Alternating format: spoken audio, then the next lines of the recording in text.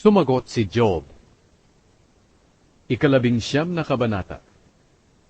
Muling sumagot si Job, hanggang kailan ninyo ako pahihirapan at sasaktan sa mga sinasabi ninyo? Paulit-ulit ninyo akong iniinsulto.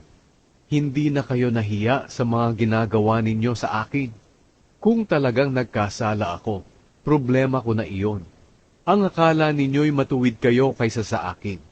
At iniisip ninyong ang mga paghihirap ko'y nagpapatunay na nagkasala ako.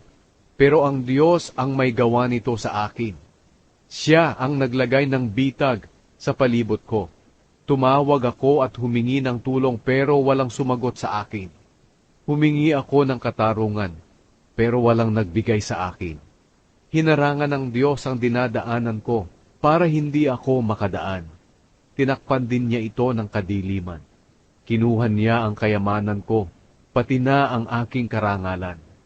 Pinahirapan niya ako saan man ako bumaling, na halos ikamatay ko na. Inalis niya ang pag-asa ko na parang punong kahoy na binunot. Labis ang galit niya sa akin, at itinuring niya akong kaaway.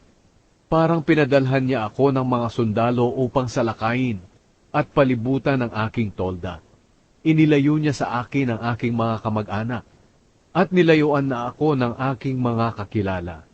Wala na ang lahat ng taong malapit sa akin. Pati mga kaibigan ko'y nilimot na ako. Hindi na ako kilala ng aking mga bisita at mga babaeng alipin. Itinuring na nila akong dayuhan. Kapag tinatawag ko ang aking alipin, hindi na niya ako pinapansin, makiusap man ako. Ang asawa ko'y nababahuan sa hininga ko, at ang mga kapatid kong lalaki ay nandidiri sa akin.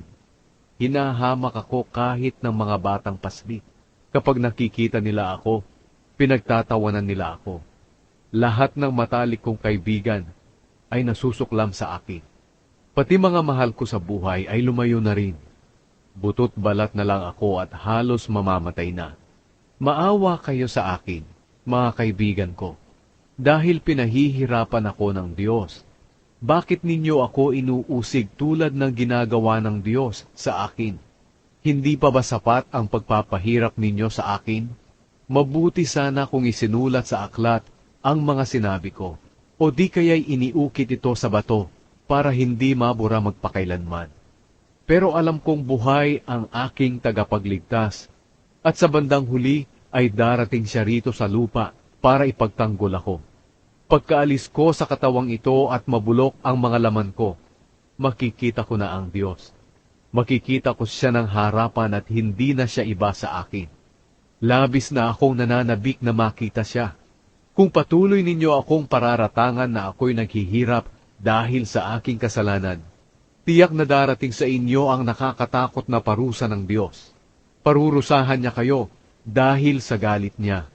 Saka ninyo malalaman na hinatulan kayo ng Diyos.